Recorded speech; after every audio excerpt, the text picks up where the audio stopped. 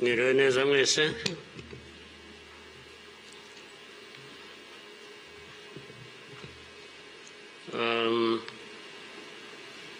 Ngira ngo biroroshye wenda kugira aho mpera.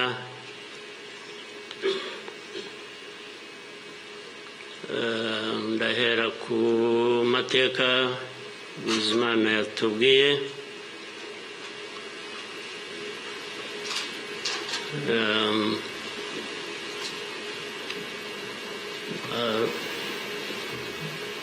Arambuye afite ibimenyetso ashingiyeho,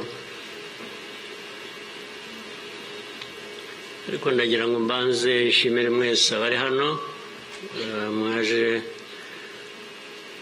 kwifatanya n'igihugu n'abanyarwanda, cyane cyane mwebwe abaturuka hanze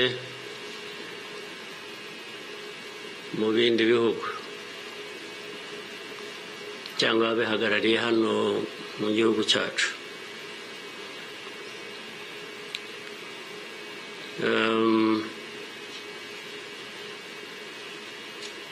Ndabashimira kuko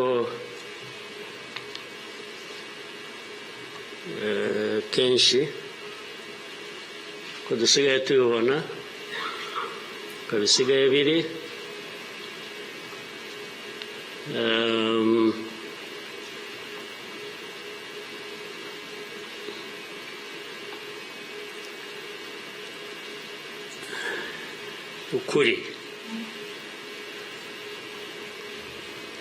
ukuri ntabwo kukigenderwaho.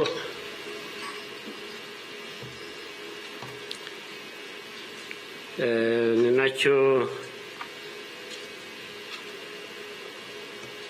gituma, ariko reka mvugane, hari umuntu w'inshuti yanjye wigeze kumbaza ati ariko wowe nk'umuntu ubaho ute ugahuza bimwe, ndaza kubivuga mu rurimi rw'amahanga, arambaza tubaho ute ugahuza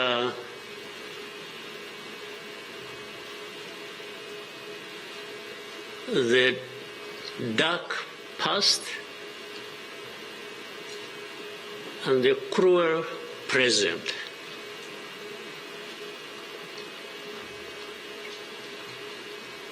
But how do you manage that?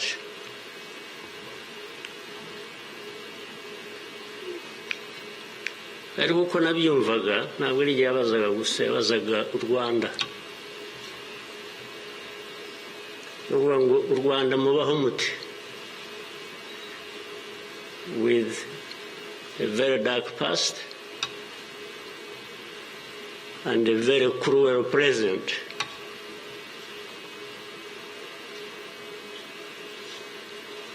Icyo namushubije nuko from the beginning we were under an illusion that the two were siblings and we had to deal with them as such. You have to deal with the cruel present, knowing that it is very, very much related to the dark past. They are inseparable. So for us, we have a choice to make.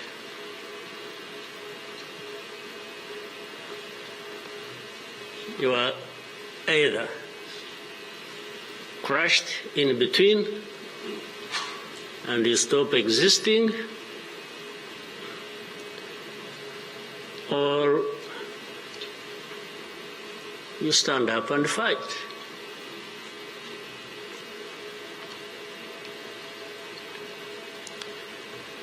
When people are saying in the testimony that, the hope they have and that what happened here 30-something years ago will never happen again.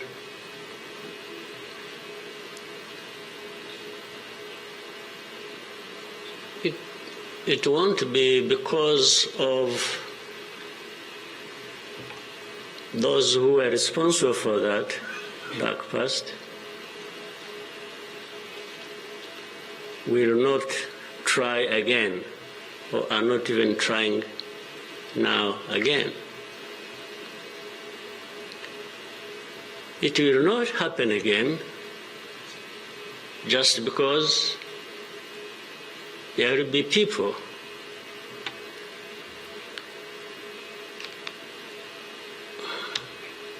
who will stand up and fight.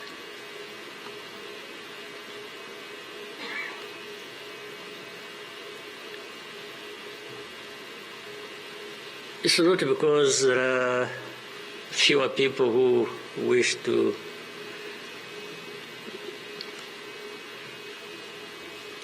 perish or who would have wished us all to disappear, this country to disappear.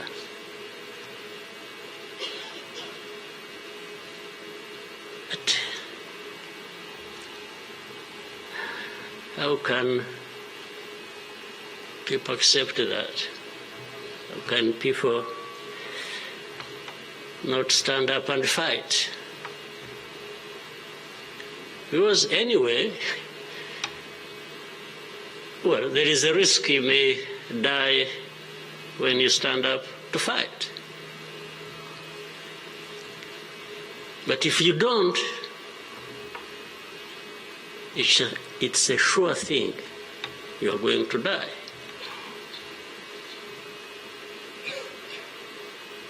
So why don't I try the farmer?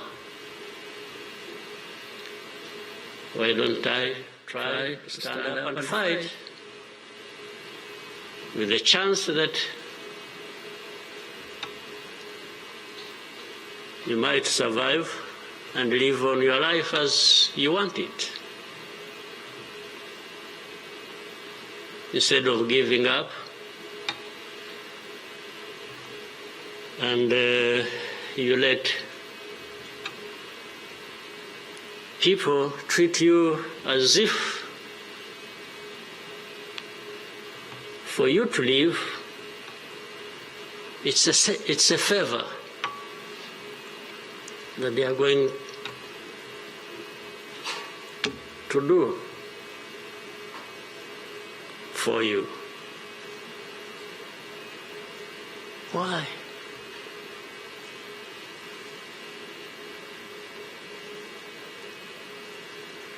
I've also had people come to me and warn me and say, President, you are too vocal. You say things that challenge these people who have the power in their hands, and they're going to kill you. Well, first of all, it means they're killers.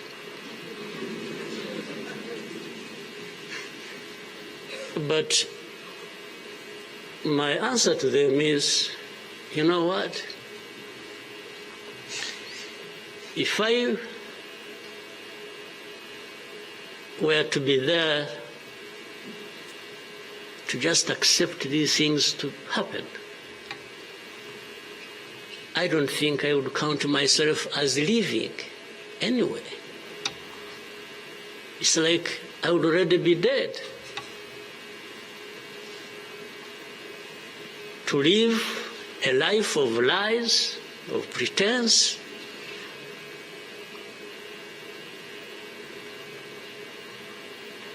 and all my life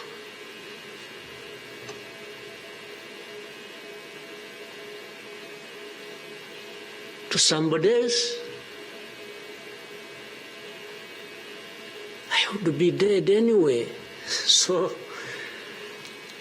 why don't I die fighting?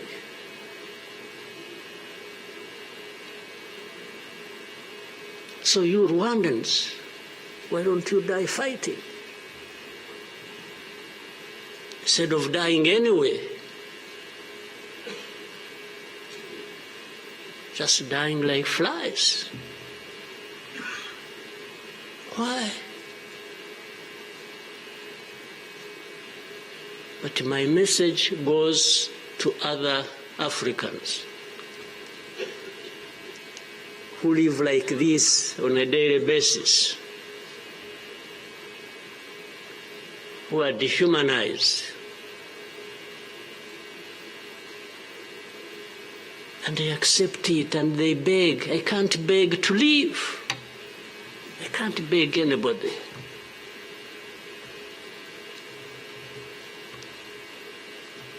We will fight. If I lose, I lose. But there is a chance. There is a chance, a significant chance, that if you stand up and fight, you will live. And you will have lived a dignified life that you deserve, that anybody else deserves.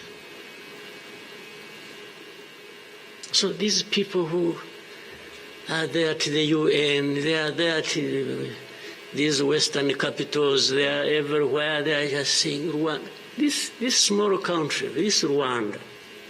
I mean, you see, when you are talking about Rwanda and ganging up together against Rwanda, you think it's some country that is, you know. Then when I remember the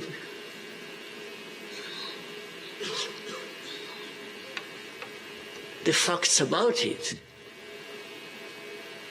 I just imagine the world has gone amok.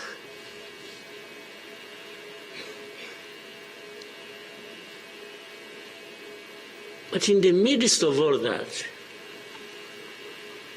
we have to live. We have to live our lives, we have to fight for that, we have to live the way we want. And I tell anybody to his face to go to hell.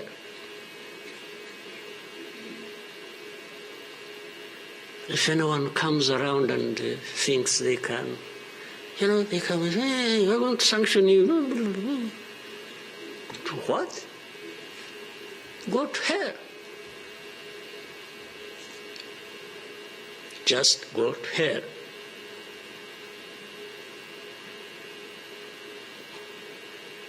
You have your own issues to deal with. Go and deal with your own issues. Leave me to mine.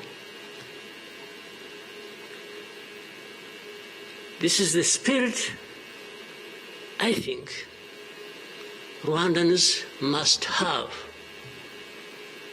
in their daily lives.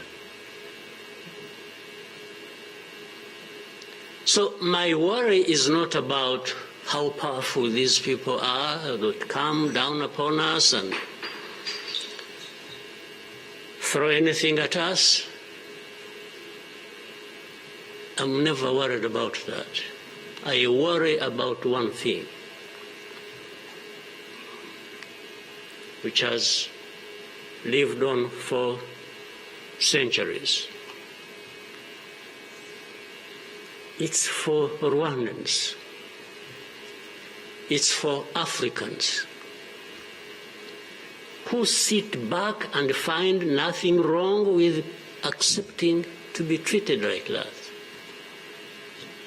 That's my only worry. When can Rwandans, when can Africans refuse to be mistreated like this? To be told they have no value, to be told that their lives have to be lived as a result of a favor they are being done by somebody else. What a shame for people to accept that even for a moment. You must not accept it. You must get up and fight for yourself.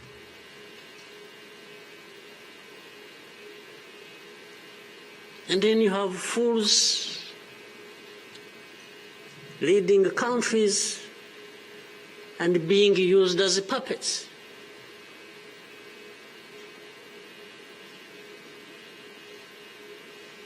And they are stealing from their own resources, which they should be putting to the good use of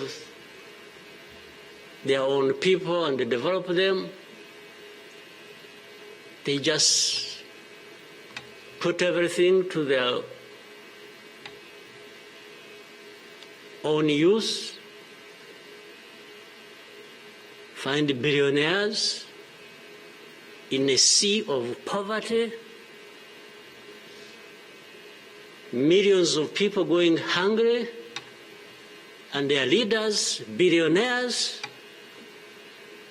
money that has been stolen from the resources of these people, and these are the ones received in Western capitals and praised, and when, Rwanda is being crucified literally at the UN and everywhere, these are the ones who show up and everybody else is doing their bidding.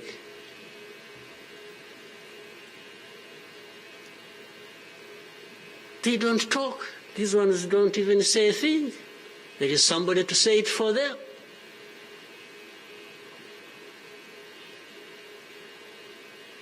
You don't say a thing.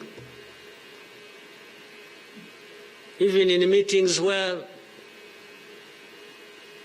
solutions are being thought about and crafted and so on, they are absent because somebody else is there. They are addressed there. When their name comes up, they say, no. You see, I see it on a daily basis. Somebody has agents, orders them, pays them to go everywhere preaching hate speech, killing people in broad daylight, setting fire on these people, burning in broad daylight. And when it comes up for discussion, they say, no, it's not this one. No. You see some other people, we look for them. But the person keeps coming up. He says, no, I will take the war to Kigali, I'll remove the government, these Tutsis, we are tired of them, like we were tired of them 31 years ago. Here. And it's okay. These wonderful people, these powerful people who tell us what to do and what not to do, they are okay with that. They are fine with that.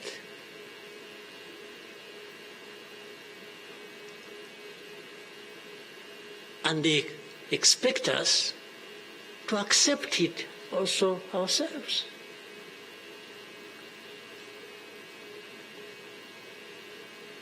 In broad daylight.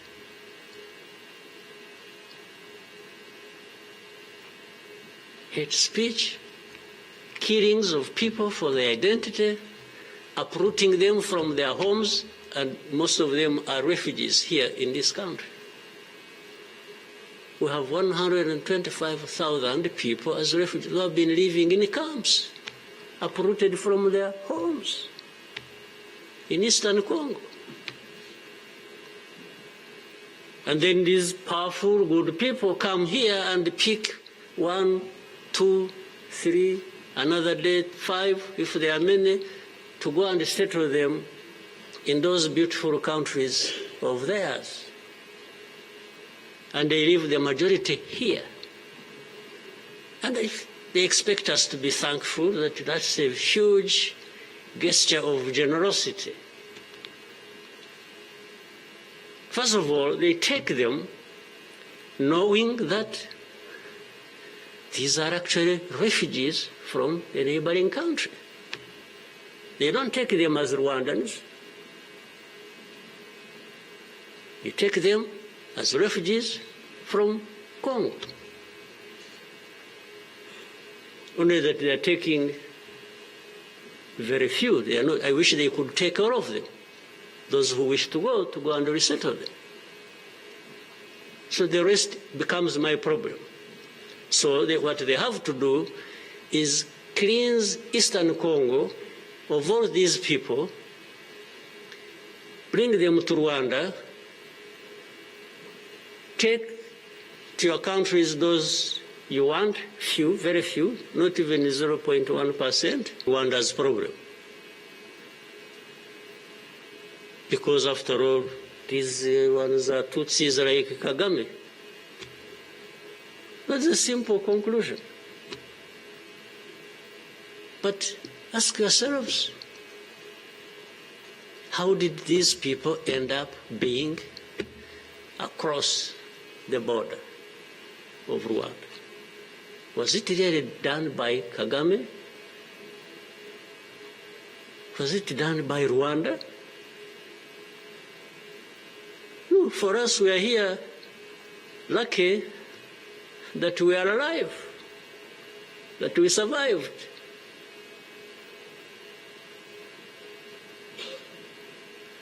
So,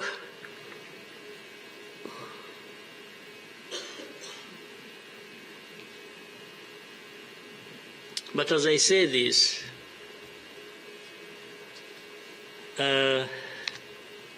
even for my sanity and the country's sanity, we have sometimes to just try to do things differently. Meaning, if you want to be helpful, if you want us to be partners, we are happy to play our part, and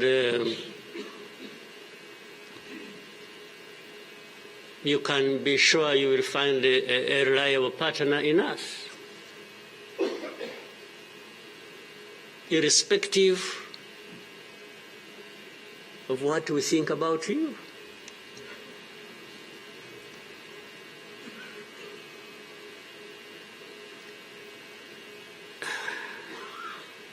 You know, this whole thing you see every day, you know, you have heard of groups, what is it? Group of experts. You have heard of that thing? These are people who go around, experts who are supposed to know better our situation than ourselves. Can you imagine? And the ones who lead those groups are the very people connected with this history I'm talking about, or that Bizimana was talking about. Can you imagine the cynicism?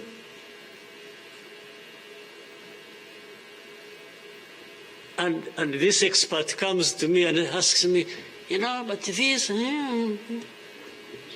So the whole thing about genocide, this ideology that has killed millions of people, has been turned into a problem of minerals. You know, it's okay. Let's imagine it's a problem of minerals now. Was it a problem of minerals in 1994? Which minerals were we fighting for here? Just imagine. Which minerals?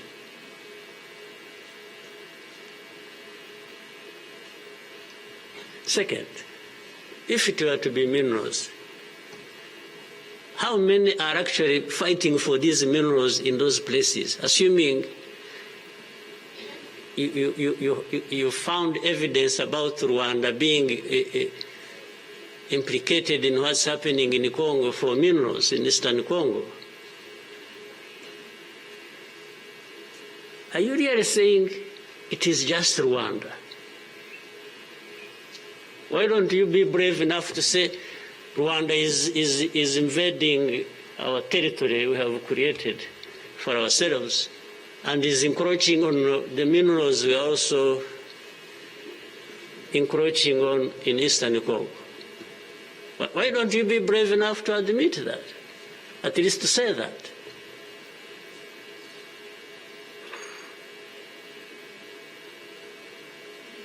Minerals? If what is the allegations, if these allegations were true, you know what? Rwanda would be as rich as you are, those who make the accusations. Would actually would not be needing your money at all. Which you give us nothing and you come and beat us up for for everything. I mean, yeah, that is the world between the dark past and the cruel present.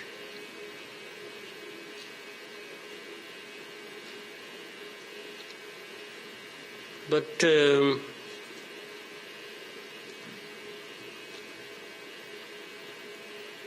what didn't kill us and finish us 21 years ago has hardened us, has prepared us for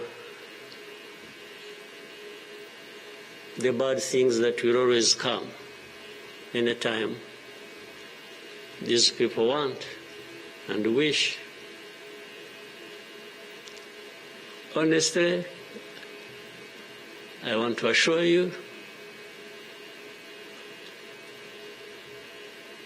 we will not die not fighting like last time.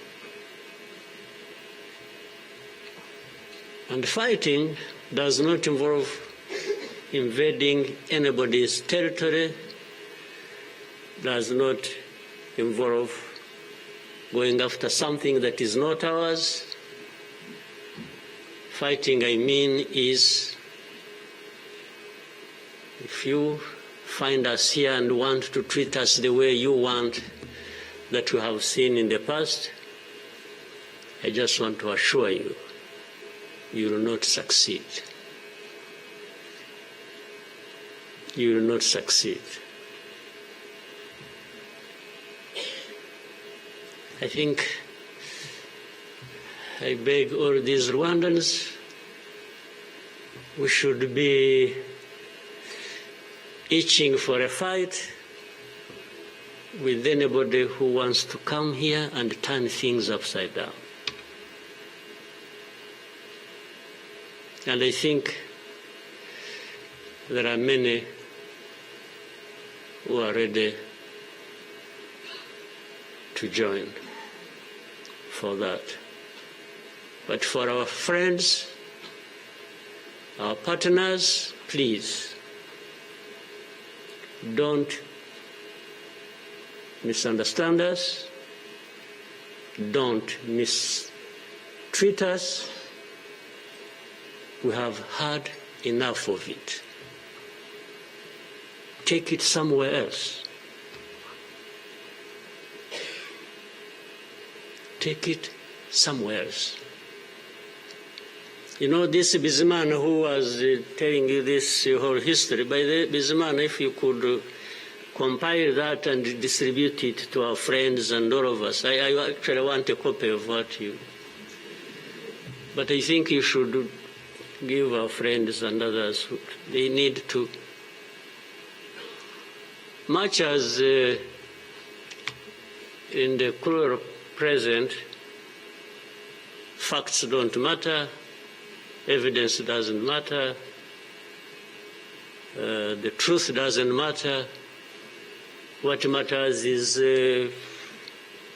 what pleases you on any day, and doesn't matter what facts about others. But and I was saying this because this man made another presentation another time that involved the same people he was talking about.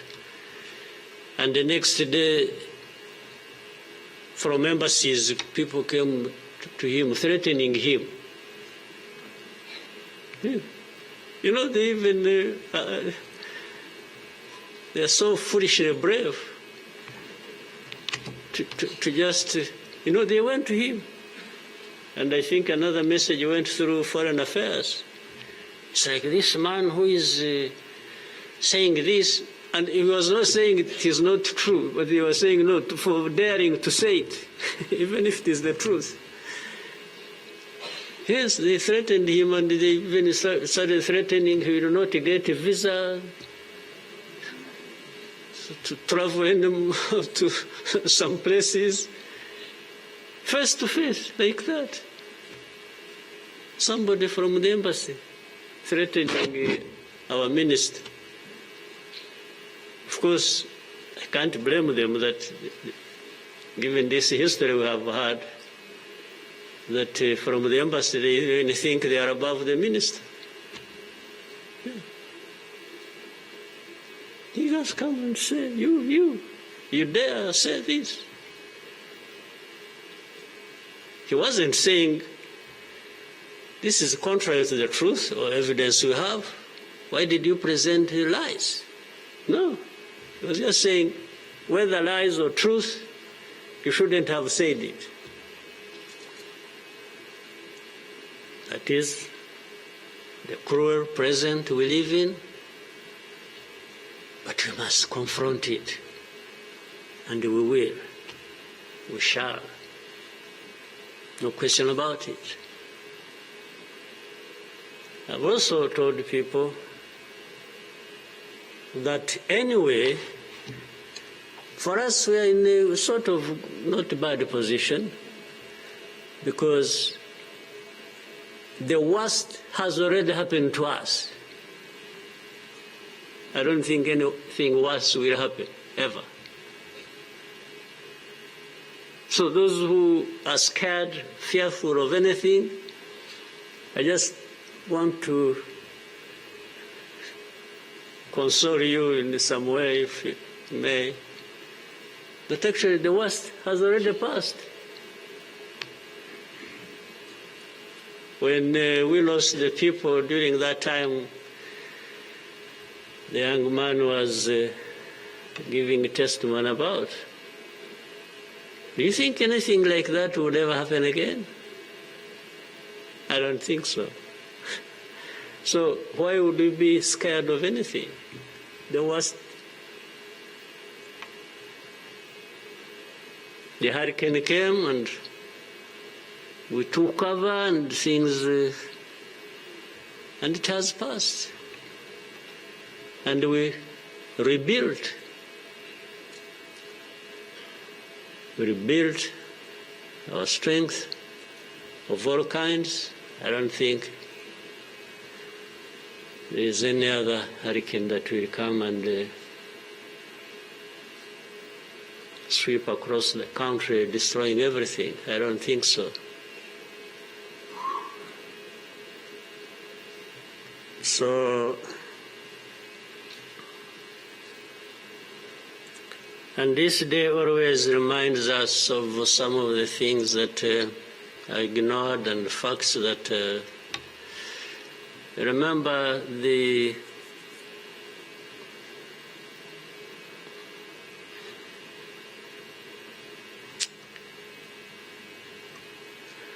the book written by somebody many of you know, Philip Gurevich,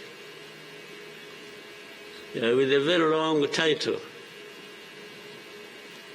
And this is a man who, well, at least I would have wished if they could think of such a man and put him in the group of experts, maybe they would benefit from. But you bring somebody just because she comes from a country that colonized Rwanda and that becomes the expert, I think that's not serious. But he said that the title of the book was, "We wish to inform you that tomorrow will be killed with our families." You know, who were they informing? And who was going to stop that? And who was going to come to their rescue? Nobody. It just happened as they said it. People kept telling the world, "We want to inform you that tomorrow we're going to be killed with all our families." And who cared? And the families were killed indeed, including the family of the young man who was testifying here. Well, including our families,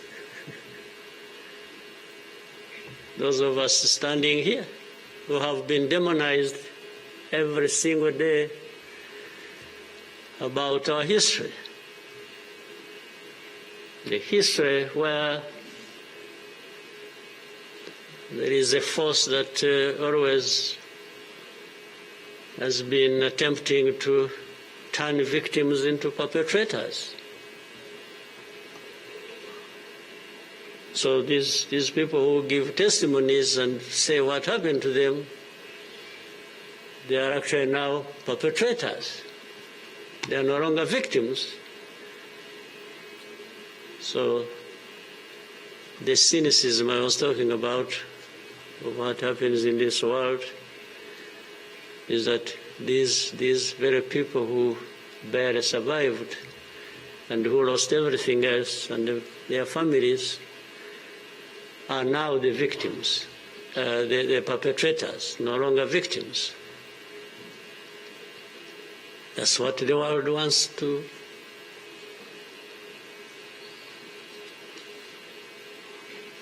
create about us.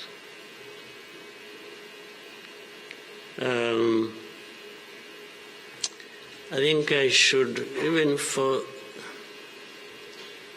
again, the sake of our sanity, maybe we'll always, during the war times, to keep my own balance, there used to be battles taking place across the country, militias killing people, RPA soldiers fighting government forces. Sometimes in our movements, one of the commanders would come to me and say, "President, you come and see what has happened here."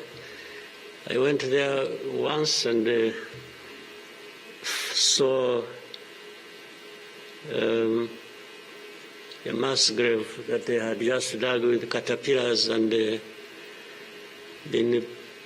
think they had put in over 2,000 people. And from that lot, we found 12 people are still breathing.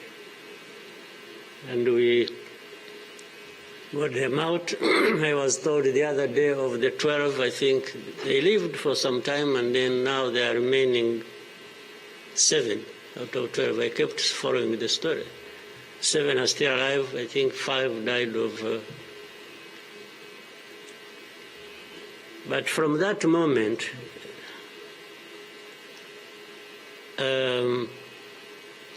I told the commanders that they should never bring my attention to this kind of thing.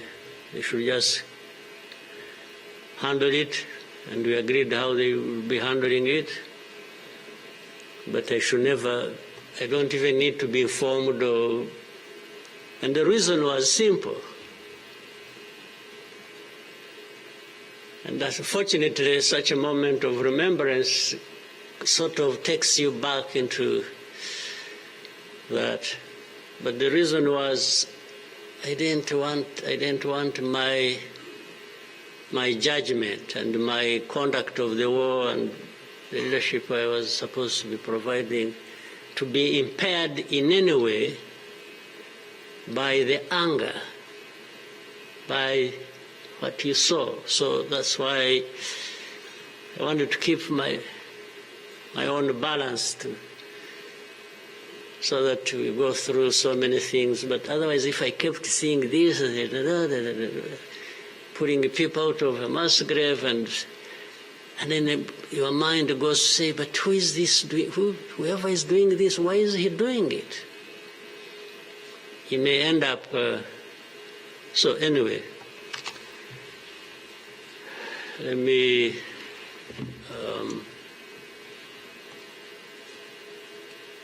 end here. There will always be another day, another year to commemorate our lost people. But for Rwandans, I beg you,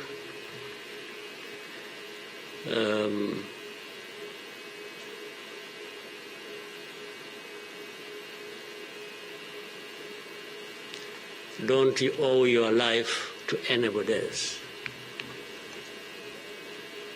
And please have the courage to deal with the situation and moment as it is.